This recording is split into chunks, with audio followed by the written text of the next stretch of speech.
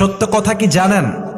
পুরুষ মানুষ যতদিন টাকা কামাই করতে পারে সবার কাছে প্রিয় থাকে, আর যেই দিন টাকা কামাই বন্ধ হয়ে যায় আপন মানুষগুলো সব পর হয়ে যায়। এজন্য আমি সবাইকে বলবো, সময় থাকতে টাকা কামাই করো, হালাল ভাবে অনেক বেশি ব্যবসা করো, চাকরি করো, উদ্যোগ নাও, প্রতিষ্ঠিত হও জীবনে।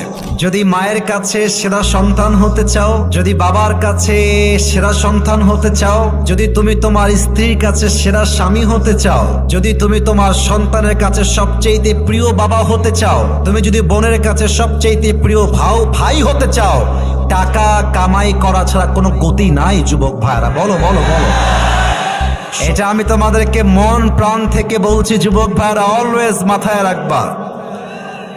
जब जेब में पैसा होता है तो पराए भी अपने हो जाते हैं, और जब जेब में पैसा नहीं होता तो अपने भी पराए हो जाते हैं। পকেট ভর্তি টাকা থাকলে ভালোবাসার মানুষের কোনো অভাব হয় না বাংলাদেশে, আর পকেট খালি হয়ে গেলে ঘরের আপন বউটাও পর হয়ে যায়।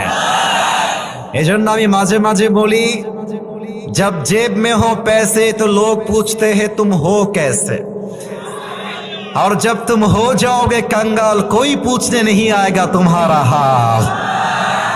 পকেট ভর্তি টাকা, বলবে হাউ আর ইউ, কেমন আছেন ভাইয়া আপনি, আর যখন পকেট খালি বলবে হু আর ইউ, তুমি কে, তোমাকে তো চিনতে পারছি না ভাই আমি। এই পুরো দেশটাই হচ্ছে টাকার খেলা।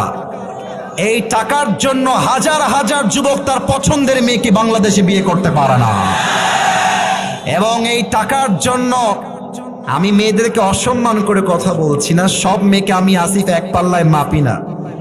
অনেক মেয়ে টাকা দেখলে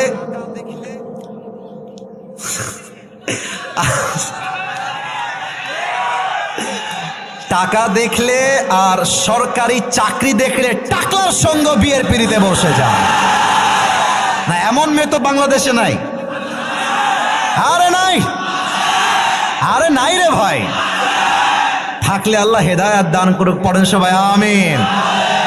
এজন্য আমি বলি, পকেট শূন্য থাকা অবস্থায় যে আমাকে হালাল ভাবে বিয়ে করতে চাইবে সে তো আমার ভালোবাসা পাওয়ার যোগ্যতা রাখে, আর যে আমাকে প্রতিষ্ঠিত হওয়ার পরে চাইবে বুঝতে হবে সে আমাকে ভালোবাসে নাই, সে আমার অবস্থানকে ভালোবেসেছে। আল্লাহ যুবক ভাইদেরকে হালাল ভাবে বেশি বেশি ইনকাম করার তৌফিক দান করুক, পড়েন সবাই আমিন।